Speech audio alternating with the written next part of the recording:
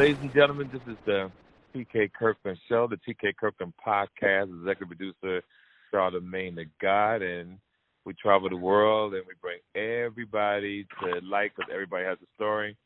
So, young lady, I read your information on my Instagram, my Facebook, and can you explain to me again what you wanted to talk about? Okay, so what I wanted to talk about is I'm from Minnesota. I'm a 39-year-old single white female who has a son who literally has a medical career, and my life was touched by the addiction battle that's going on right now. My son's father, I was with him. Go ahead. I'm sorry to interrupt. What kind of addiction? So my son's father battled with, at first it was just going to Florida and getting oxycodone from the doctor. Okay. For back pain that led to he ultimately, heroin that was laced with carfentanil took his life. So nope. It was just he had went to Florida because he had battled addiction up here in Minnesota. Right. I had went through the whole treatment thing with him. He had kept going to Florida getting these oxys from these doctors. So it was all legal. But then he started battling it more and more. Couldn't take it, so I had got him a ticket to Florida. This was in 2013. And then he had ended up catching a case in Florida where he had got charged with 23 felonies when he had got pulled over. Now, slow down. You're talking so fast. Take a deep breath. Sorry. Slow down. Okay, so he had this addiction. You sent him to Florida. He picked up some of the stuff, and so why did he get 23 felonies? Yep. So when he was in Florida, he actually just started getting. I'm assuming he got it hooked on heroin and stuff, which I didn't know anything about. Okay. He went from weighing. He was like 6'2". He went from weighing like 240 pounds to 170 pounds. Wow. When he was arrested. So I got a call that he had got picked up. He was charged with driving without a license, drug paraphernalia, stolen car, all these charges. It ultimately ended up putting him away in prison for the first time in 2 years. Okay. And then he had gotten out in September and had overdosed in September of 2016. Had overdosed on a bunch of over-the-counter, like, Xanax and stuff that I guess was really easy to get down in Florida, and oxycodone. Ended up going back to prison and doing all this time. He was released in December of 2016 on the 13th, or in just the early part of December. And ultimately on December 13th, I got a call saying that he was found dead with a needle in his arm, and the heroin was laced with carfentanil, which is an elephant tranquilizer. So, damn. Yes. So, and you know what's crazy is not only did I have to tell my 8-year-old son that, his father was dead, but the fact of the matter is I went into full-blown detective mode. Like, I wanted to know how he died, what it felt like when he died, who sold it to him, why is it so, easy to get. And ultimately speaking with the detectives down there, they told me, what's crazy is the fact that whatever dealer sold it to him, that his shares and his stocks and his sales will go up because everybody will want what he died from. What do you mean? At that his shares will go up? Well, like his whatever products he's selling, everybody that he sells to will want whatever killed my son's father. You got to be kidding me. Nope. And this is coming from a Florida Broward County detective telling me that is the one they'll want that batch. They're going to want what he got. Wow. And I couldn't, the biggest mistake I made was thinking that I was exempt from ever losing my son's father. Like, I was better than that. That would never happen to me. Right. And the fact of the matter is, he died with a needle in his arm, and so many people are not willing to talk about that. And my passion is to write, but when he died, I couldn't find one damn book that would help me tell my son that his father died of a drug overdose.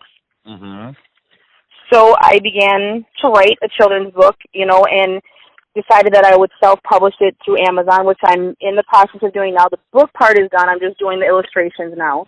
Okay. But the twist to the story is I kept myself so busy that I didn't deal with my grief. So therefore, December, 2017, I get introduced to a drug. Now, I've never done drugs before in my life, never dabbled in them, have a career, have everything I need, and I get introduced to a drug called Molly.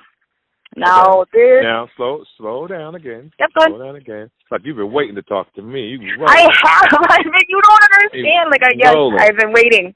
Okay, waiting. So I'm going to dissect your conversation. So who introduces you to Molly?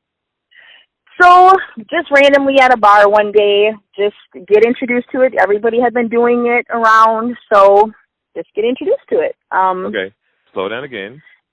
Who introduced you to Molly? Was it a date? Was it a girlfriend? Was it a guy you were No, it was somebody that I just had, I was acquaintance with. So it wasn't anybody like in a full-blown circle, but it was just being out one night. Okay, slow down again. It's somebody who's what? It's just being out in a circle of friends, people doing it. Fucking this person? Was you having sex? Yeah, we were fucking, yep. Okay, definitely there fucking. you go. There you go. You want the truth? Yep, that's how it got. Yep. It got into being in a relationship with somebody that, I probably wasn't ready to be with at the time because I was going through the whole grieving process. All right. Now, here's another question. I'm going to let you talk, but you got to let me do No, go ahead. No, you're fine. So now, did you take the Molly, though? Yep, I took the Molly. Yep. Started doing Molly every weekend. To be honest with you, I was in a really bad place. Like, I would get up in the morning, take care of my child, make sure he got off to school, would go to work, but I didn't know how to handle my grief. I lost all faith in everything. I couldn't understand why my son's father could die with a needle in his arm. How could you leave your child like that? How could you let the drug take you out of the game? Mm-hmm. But yet, here I am. I turned to a pill. Yep, exactly. I turned to a pill. That's where the twist comes in, yep. That's where the twist comes in. Right? At the first 5 minutes of this conversation, I thought you was a motherfucking superhero. So, this is where it goes to, yep. So you get stigmatized. Yep. Introduce you to Molly.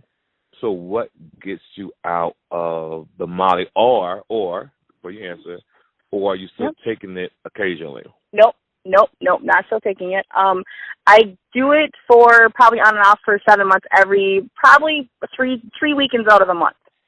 Now, what takes me out of the game is July of last year rolls around, and I literally go on a binger for probably about 5 days. That's what took me out of the game. I came back to my parents and was like, I didn't only need, drugs. Yeah, go ahead. Go ahead. You mean you say take you out of the game? What do you mean by take you out of the game? Well, it literally, I had never left my son ever before. It's been me and my son for, he's 11 now, so I've never left my son for over 2 days. So when I say take me out of the game, I had went for 5 days just on a binger, didn't call anybody, didn't do anything. My parents put out a missing persons report. Nobody knew where I was. And so where did you go? For me, to be honest with you, I went to a casino for 5 days and just didn't care about anything. Okay, so it wasn't like you was kidnapped on a sex slave thing. Nope, nothing like that. You just wanted some alone time. Well, it wasn't even alone. It was just at that point, I had lost the place where I lived. I had lost my career. I had lost my job. Everything was just all bad. But when you're doing things like that and you're trying to deal with grief and you're trying to figure out what the fuck just really happened to your life, all I wanted, drugs weren't my problem. They were my solution. They made me so I didn't have to feel anything. And the fact of the matter is when I came back, I looked at my father and said, I don't need to just go to treatment. I need to find something that is going to help my mental health. Something that is going to make me okay and find my faith again. I need that aha moment to say, this is why I'm here. So therefore, I did 30 days of inpatient treatment. It was a dual diagnosis, place where I did it. And I will be graduating. When I got out, I started outpatient treatment. And 8 months, I will be graduating outpatient treatment. But the truth is that this is where I needed to be. I needed to do this. I had to go through this to find out what it was like for my son's father, how he could leave, because I had to sit around addicts to know what it felt like to be an addict. Okay. I didn't know how much heroin changes somebody's life. I didn't know that once you stick that needle in your arm, there's no turning back. And you may know that it's laced with fentanyl, or you may know that it's laced with something that'll kill you, but that makes you want it more. I'm around people that have lost their children, that are dying. Their children are not with them. But to be honest with you, I hated him. Like, I hated my God. I hated my son's father. I didn't know how you could be away from your child like that. How could you let a drug, a needle, take you out of the game? Mm-hmm. But yet here I am sitting in a treatment center for addiction, telling my son that not only did you lose your father, but now your mommy's going to treatment. So just, trying to explain the difference between a pill and a needle, and that, listen, mommy didn't put a needle in her arm. Mommy didn't do what daddy did, but mommy still did a drug. And sitting down and talking to him, because a lot of people were like, oh, you shouldn't tell him that his dad died of addiction. No, yes, I should. He should know exactly how his father died. Because it's out there. The chances of him getting offered drugs are 99%. And the fact is that nobody's talking about this. People are dying every second from these laced drugs. And here's the situation. I'm sitting here listening to you. I'm taking everything in, but your answers are hypocritical in a sense. Let me explain to you what I mean. Okay. You are this woman who never did drugs before until you found that your husband did drugs, right? Yeah, my son's father, yep. We're married, yep, exactly, yes. Yep. Let's say son's father. Yep. So not one time did you take one drug when he was doing this all these years? No, never messed with drugs while he was, no. You get intrigued, like, how the fuck did he die? I want to go in-depth research to find out what the fuck happened to my son's father. Now, y'all not even together at this time, correct? No. Okay, listen to what I'm saying. But communicating every day, yep. Yeah, watch where I'm going with this. Okay. So he's not even your boyfriend. Y'all not even fucking. But he's your son's dad. You get caught up in what's happening to him, and then you get motherfucker hooked. Then you lose all the stuff that you worked hard for. You're in and outpatient. Thank God you're still here to survive. But I honestly don't think you have to tell your son how his father died. Not now. I think he's a little too young because it didn't help you to prevent it. You did it. And by just telling him about it could intrigue, because there's something going on in the universe where people are drawn to the craziest things possible, and you really got to be strong out here. And let me prove my point. When I was coming up in high school, my dad drowned, right, in the ocean in Staten Island. Then my oldest brother gets murdered not too far after that. Cops killed him 7 times. Then my mom dies of cancer, right? My mother dies. Okay. Then my youngest brother dies of kidney failure, all before I was 40 years old, right? So my kids, who I love dearly, when we do talk about it from time to time, they'll say, Dad, man, I'm so proud of you. And I'm like, why? I said, because I don't know how I could act, Dad, if I lost everybody. And what I'm trying to tell you, to the people who are listening, I need everybody to listen to me very carefully. See, people go through this universe not understanding that death is a part of the contract. Right. Death is part of life. And when you go through this world pretending that death is not the end result, you have situations like you have now. Right. So people who are going to have sisters and brothers die this year for the rest of their life is part of the cycle. You got to stay in the gym. You got to walk. You got to find a bag to hit. But you got to have some type of activity to keep your body going. Because most people who don't get into activities, they gain weight, they get depressed, they go to drugs. So if you had been active in your gym or active in just walking every day, I guarantee you the results have been different, because when you said you took the Molly and a man offered it to you, at that moment you had a choice. Right then. Oh, most definitely. You feel me? You had a choice. Most definitely. Now, when I came up in this world, man, you have no idea all the crazy shit. But I never did drugs, though. I did a lot of shit, but I never did drugs. As I got older and became a man, I don't want to do nothing now. Right. And I'm a street dude. And to this day, everybody knows the connections that I have, and I won't even give out a connection. I won't do this. I won't do that. All I want is peace of mind. And believe it or not, I always wanted to have this type of topic to teach people how to live when their loved ones die. But it pretty much was going to be either a book or something to teach parents how to teach their kids how to live when they're gone, because that's something that's truly never been discussed, pretty much. Absolutely. You know what I mean? So since Absolutely. we're dealing with drugs with you right now, you know, you're very, very blessed. Oh, you came beyond out blessed. of this the way that you did. I mean, I wish Beyond I blessed. was there with you so I could punch you in your arm. And I No shit, you know, listen. Listen, DJ, just punch you straight, like in the nose. You know what? I get that, and the fact of the matter is, I sound so hypocritical, and I sound like a fucking idiot.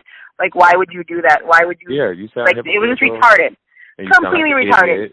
Yeah, I sound like a complete idiot. However, I'm glad. Oh yes, I'm glad because listen, I would talking to me. Yes, because I wouldn't have been able to understand it. I wouldn't have been able to find my faith again. I wouldn't have been able to understand that, you know what, people make mistakes, and these people that are called addicts are just normal, everyday people are amazing moms and dads and have careers and lawyers and policemen and doctors, and they are normal people that just did something that took them down a road. And my road, I feel like I needed to go down because I needed to know. I was so full of grief and hatred and couldn't understand it. And it doesn't mean that I needed to go and try it just to figure out, I mean, God willing, I didn't do, you know, that's not the way to figure out, you know, how to do it. But however, I didn't have my faith and I didn't have the tools, and I didn't go out in the community, and I didn't go to counseling, and I didn't do the things that I should have, that I was told to do, that people that have walked this road before me said to do. Hard-headed, thinking... Wait. They told you that that's what you should do before you start taking Molly? When I went to therapy, you know, I had met a lady who had lost her daughter from heroin at the doctor's appointment. She checked me in, and she said, I'm going to give you the best advice anybody will probably give you. She said, if you haven't started grief therapy, she said, please do it. She said, because I didn't even realize I needed it until a year after my daughter died. I woke up, and it was like she died that day, and she lost everything. She said, I lost my job, I lost my career, because I couldn't function. And that same shit happened to me. That September, I woke up, sat up in bed, and was like, holy fuck, he's dead. So when people tell you that they walked that road, the best advice I can give anybody is listen. If you lose somebody and it's tragic, go to that counseling. Go to grief counseling. Sit around people that are just like you. Right. Because you are not going to find the answers talking or, you know, through a self-help book. You're only going to find the true answers through a soldier that has walked through that war. Because so when I was young, I'm sorry to interrupt, because when I was young, you're fine. The crack epidemic had got bad. I remember telling somebody, I said, yo, I'm gonna start taking crack. I said, because I'm going to prove to everybody it's a choice, right? Right. So I'm saying to myself, since the fucking choice, everybody can beat this thing. And then I said to myself, you know what? That shit really might work. Nah, I'm good. Yeah. But I'm hearing you, and I know it's an epidemic out here because when I watch the news of opioids and all this type of stuff and how it's really, especially in your part of the country. Right. See, that's where the government is flooding it's a those big drugs into these small towns in America. Population control. Mm-hmm. Yes, sir. So And that's just my whole thing. Yep. That the government, everything about this world, right now, is about the almighty dollar. Amen. You know, you can't even go to the hospital if you don't have no damn medical insurance. Right.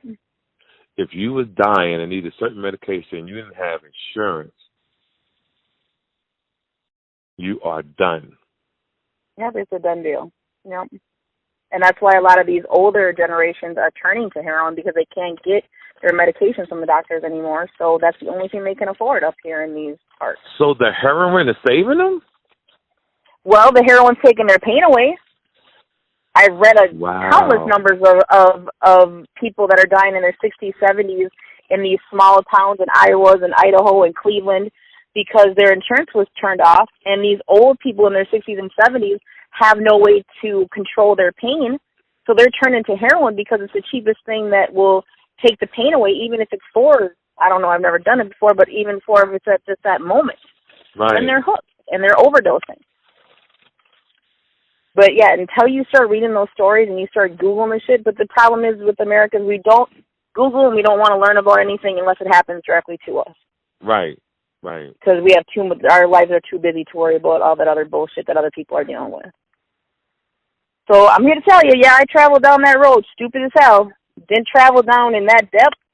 However, I'm here with my son to tell him about it, and it's just, making people more aware and being like, you know what, this drug does not discriminate. It doesn't care what color you are. It doesn't care what height you are, what nationality, how old you are. It's coming, and it's out there doing push-ups in the parking lot right now to get stronger.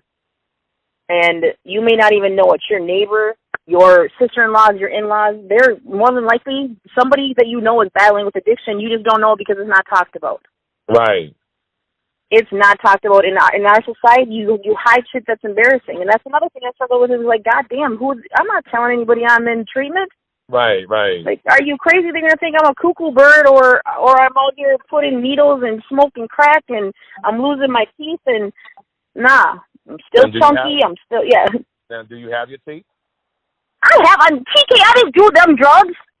Okay, yes, I have all my teeth. Molly did not take my teeth. However, Molly makes you lose your hair. Like, I did lose about 8 inches of my hair. So for anybody who is traveling down that road, yeah.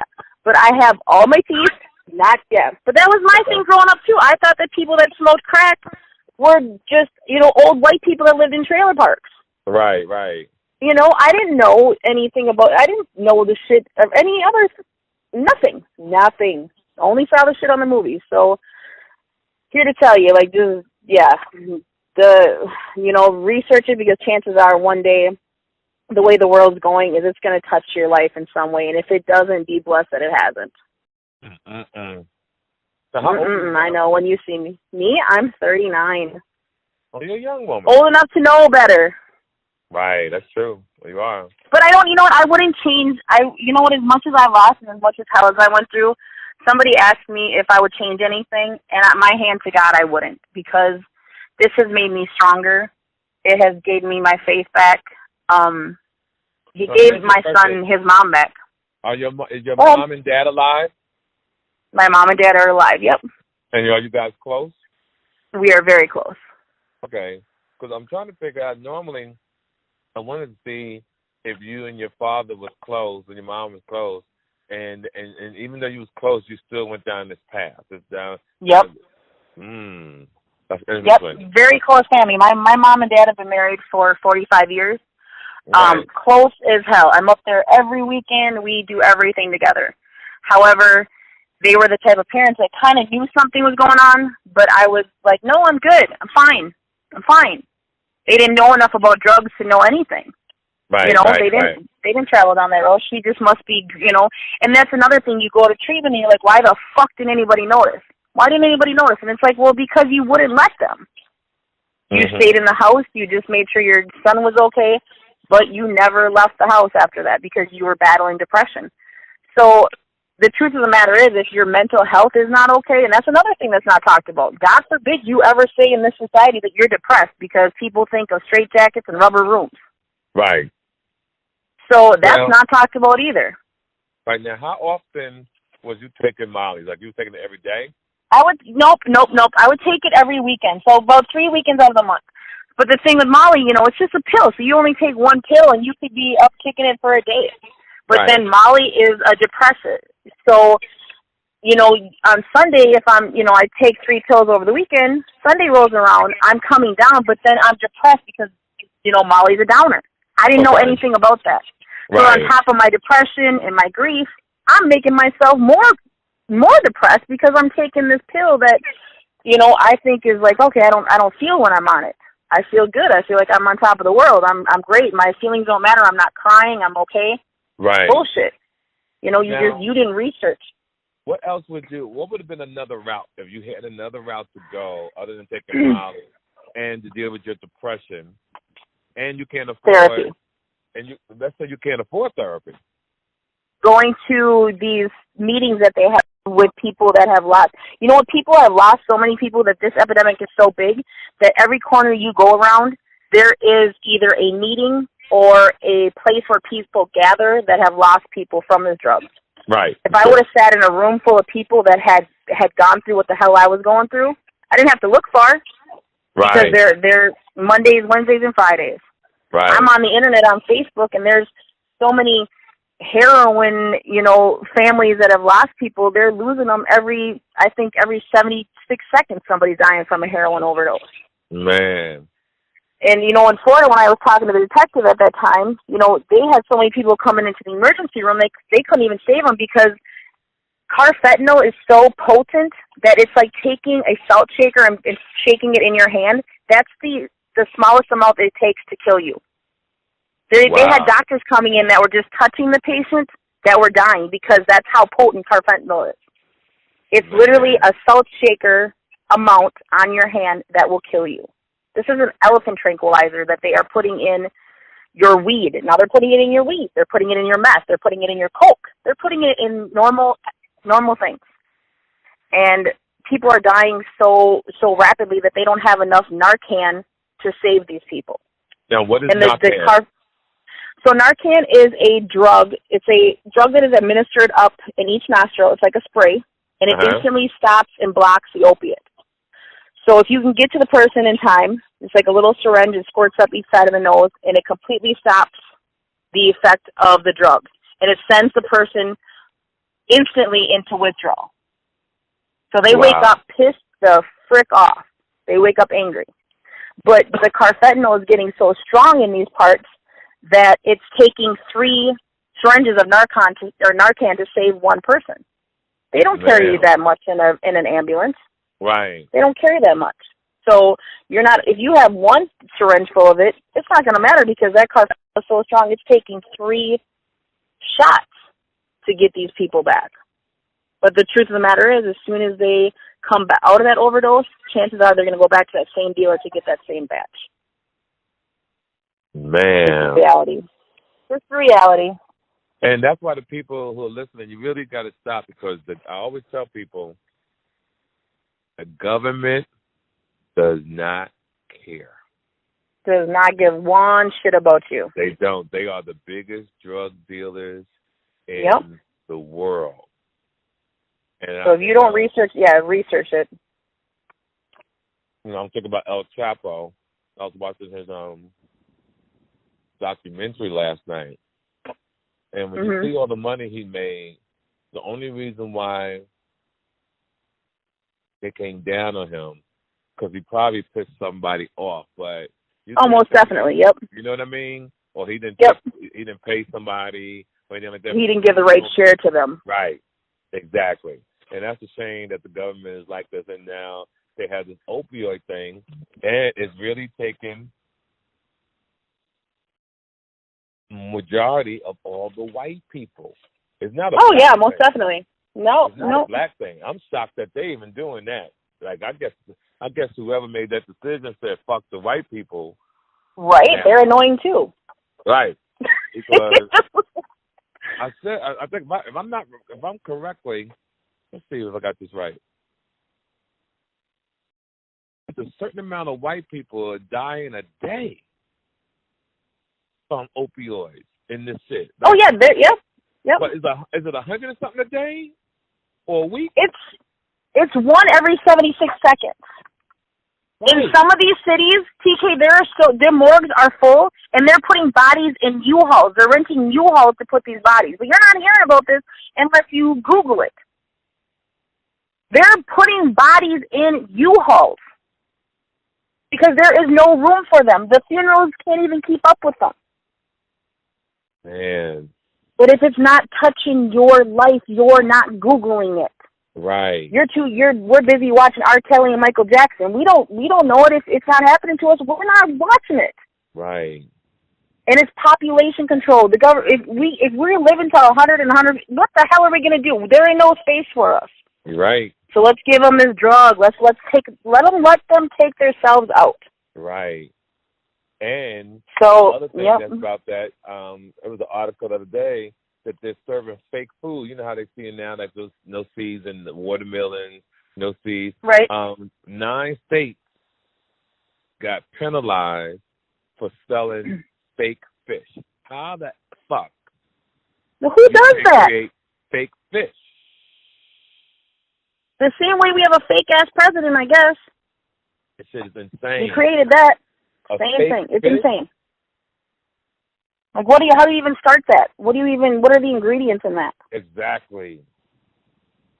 So if that's what we're capable of doing nowadays, be scared of what the hell they're putting out there and research every freaking thing, whether it's touching your life or not.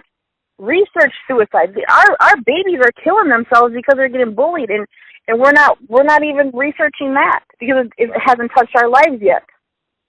Right, yeah. But then as soon as it touches our lives, then I'm trying to call you or trying to get it known. Like, listen, I'm just a normal, everyday woman. There is nothing special about me except I'm a damn good mom.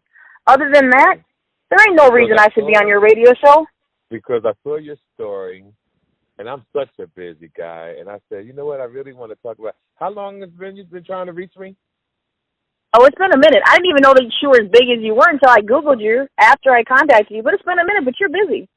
Yeah, I said, I'm going to get to it. I kept saying that stuff. I'm going to get to it. And then I had so many platforms.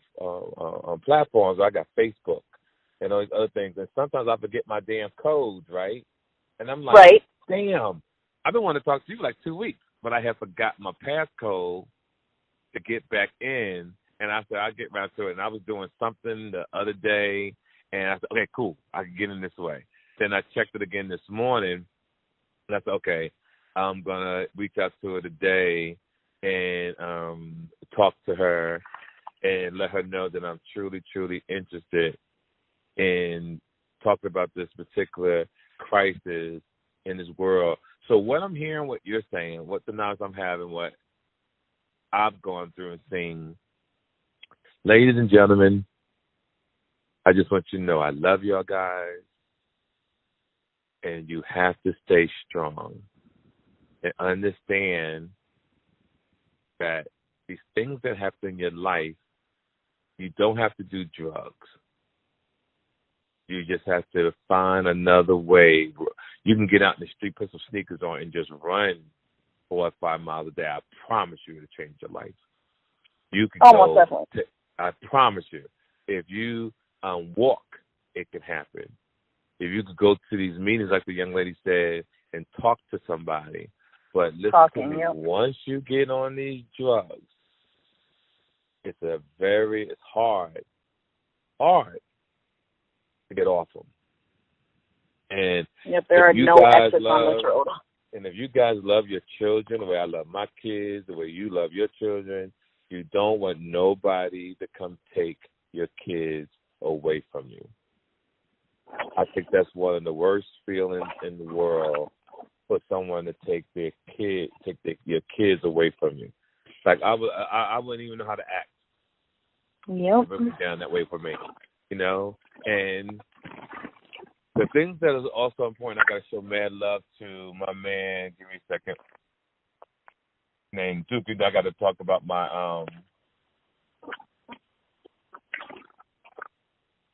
not promoters, my sponsors, because I always got to show them love. And one is with Miss Cheryl Anderson, and I've been promoting her guys on my podcast about you guys getting your credit together. I'm going to do another episode on her soon, because I need you guys to understand that credit, staying away from drugs, just being grown, ma'am, is a rough motherfucking job. You got to get up, wash your ass. You got to brush your teeth. You got to take care of family members. You got to get in your car and go to work. It can be challenging. So to you young people out there who want to grow up fast and want to do this, let me tell you, take your time for growing up, because life is waiting to tap that ass. Amen. You feel me? If you are young, enjoy your childhood, because life will tap that ass so bad that you will end up, like this young lady was saying, taking opioids, taking these different types of things, and we don't want that. And your livelihood and being young is so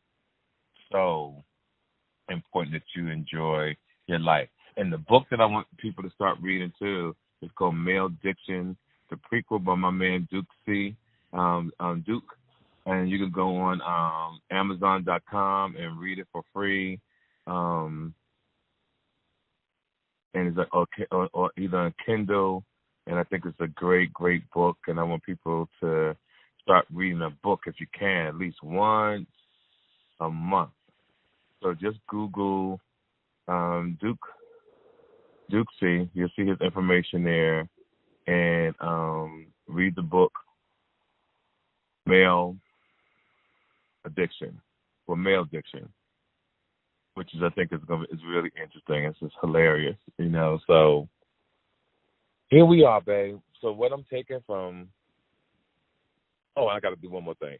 If you listen to the show and you're in the tri-state area, this Tuesday, the 12th, come check me out at Cafe Guego in the Bronx with me and Rob Stapleton, or you just go on my Instagram page and look it up at TK_Kirkland. As the Lord keeps blessing me, I'm all over this damn country telling jokes and doing podcasts to bring stories like this beautiful young lady who was letting us hear what we need to hear so that you don't make the same mistakes. So let's recap this one time. If you're going through pain, you want to seek treatment before you get on drugs. I was talking Yep, you want to talk about it. Yep, talk about it. Mm-hmm. It's not something that shouldn't be a secret, and reaching out and talking about grief and talking about addiction and just talking about your mental health. There is nothing embarrassing about mental health, because it's just not. It's what everybody is freaking going through. It's called life. So therefore, right. Talk about that shit. Talk about it. It doesn't make you a bad person. It makes you just a person. Right. And if I would have reached out and talked to them, like, damn, this shit is fucking me up, somebody talk to me, I would have found probably 1,000 people that were going through the same thing I was going through. Mm-hmm. Now, but I'm here. No, I am committed to my son, and I am committed to getting my life back on track and to just letting this, not making this my whole entire life, but just letting them know that normal people, it happens. And it's right outside your door. If you open the door and you leave it open long enough, you're gonna find somebody. Somebody's gonna knock. And it's just letting people know, don't even go on the road, because the roads have no exits. You can't get off once you get on. Right. And you're gonna have to ride it out. And God willing, you get off when it ends. However, I'm blessed enough to know that I had a reason for having to go down this road. I didn't have to, but I did. Right. And therefore, but maybe that's the reason I'm here right now, radio show, letting somebody else. And maybe if I save just one person, right, man, my hand to God, it would be worth it. So. Trust me, they listen on my show, so you definitely. Oh, I know they do. I didn't. You know what? I guess when I reached out to you, I didn't know that you were so big and inspirational. So talking to you, when I first started talking, I was like, holy shit, this man is pretty big. So I appreciate you letting me be on there, and I appreciate you giving me a platform. And more than anything, I appreciate you not judging me. Yes, darling, and that's not what we do here. Everybody has a story, and I'm here to try to change as many people's lives as I can, because a lot of people don't know why they're here. I know why I'm here, and I'm here to help people. So right. I want to do as much as I can, as fast as I can, as humanly possible as I can. For the ladies and gentlemen around the world, to all the players, to all the players, to all the hustlers on the streets, to everybody holding it down, taking care of their family. This is the TK Kirkland podcast. Again, we have brought you another story that hopefully it can change your life. Until we meet again next Monday, may your pain be champagne. T to the motherfucker K. God bless you, young lady. You stay focused. Thank you, TK. All right? You stay focused, and I wish you the best at life, and I'm rooting for you, okay? Oh, I'm going to keep in contact with you, TK. Much love to you. Okay, you got my cell phone number, so you can I got it. I got you locked in, so I'm going to keep you on this journey with me. Cool. God bless you, sweetie. God bless you. Bye-bye. Bye-bye. Make sure you follow TK Kirkland on Instagram at TK_Kirkland for more information about upcoming events and more. Visit www.officialtkkirkland.com. This episode of the TK Kirkland Show was produced by Chris Thomas, executively produced by Charlemagne the God. This is an official Loudspeakers Network production. Speakers Network production. Speakers Network production. Speakers Network production. Speakers Network production.